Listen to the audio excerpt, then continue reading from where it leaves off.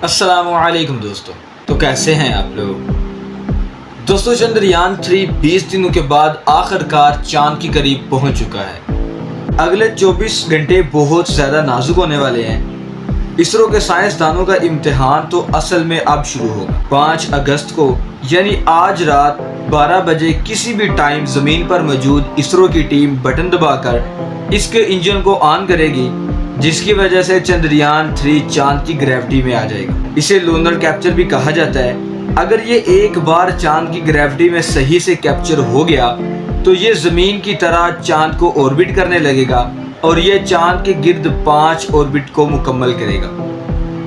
हर orbit में इसकी speed कम होती जाएगी, जिसकी वजह से ये चांद के करीब होता जाएगा। लेकिन अभी इसे चांद की ग्रेविटी में लेकर जाया जाएगा, इसीलिए अगले 24 घंटे इसरो के लिए बहुत ज़्यादा नाजुक हैं, क्योंकि किसी भी स्पेसक्राफ्ट को चांद के सरफेस में बिल्कुल सीधा नहीं लेकर जाया जा सकता।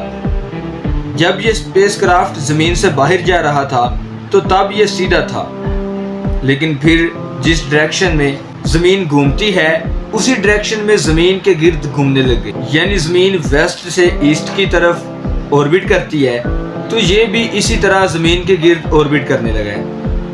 इसीलिए इसको सीधा चांद पर लैंड नहीं करवाया जा सकता, क्योंकि सीधा जाते हुए चंद्रयान की स्पीड बहुत ज़्यादा बढ़ जाएगी और चांद के पास इतना स्ट्रॉन्ग एटमॉस्फेयर नहीं है कि वो इसकी स्पीड को कम कर सके। और अगर वहाँ पर हवा होती तो इसके साथ पैराशूट लगाए जाते जो इसकी स्पीड को कम कर देते, जैसे मार्स में भेजे जाने वाले स्पेसक्राफ्ट के साथ लगाए जाते हैं, क्योंकि वहाँ हवा मौजूद है जो इसकी स्पीड को कम कर देती है। लेकिन चांद पर ना तो कोई हवा है और ना ही कोई एटमॉस्फेयर, और अगर इसे सीधा लैंड करवाने की कोशिश की गई तो स्पीड इतनी ज़्यादा होगी कि इसमें लगाए गए थ्रस्टर अभी इसको कंट्रोल नहीं कर पाएगी और ये टकराने के बाद क्रैश हो जाएगी। इसीलिए सबसे पहले इसे ऑर्बिट में लेकर जाया जाएगा, तो उसी वजह से पहले 24 घंटे इसरो के लिए बहुत ज़्यादा स्पेशल है। पहला ऑर्बिट बहुत ज़्यादा बड़ा होगा और इसकी स्पीड भी बहुत ज़्यादा होगी। फिर इसी तरह थोड़ी थोड़ी देर के बाद आहिस्ता आहिस्ता ऑर्बिट के साथ साथ इसकी स्पीड भी कम होती जाएगी।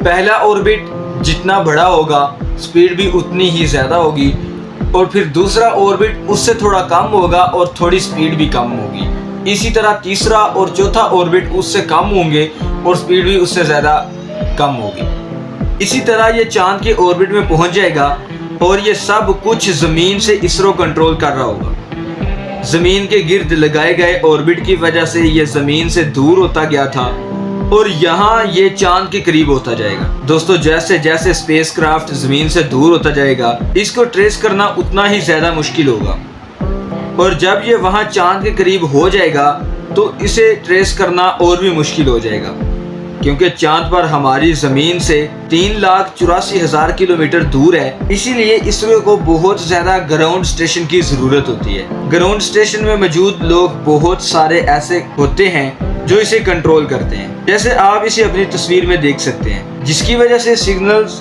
स्ट्रॉन्ग हो जाते हैं और साइंसदान इसको आसानी के साथ ट्रेस कर सकते हैं।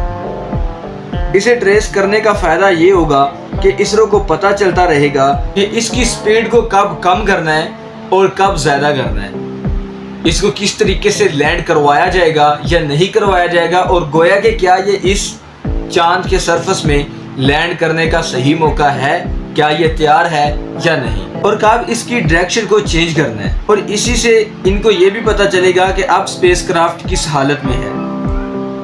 दोस्तों, अगर इसी दौरान छोटी सी भी गलती हो गई तो ये सब कुछ नुकसान में चला जाएगा, सब कुछ तबाह व बर्बाद हो जाएगा।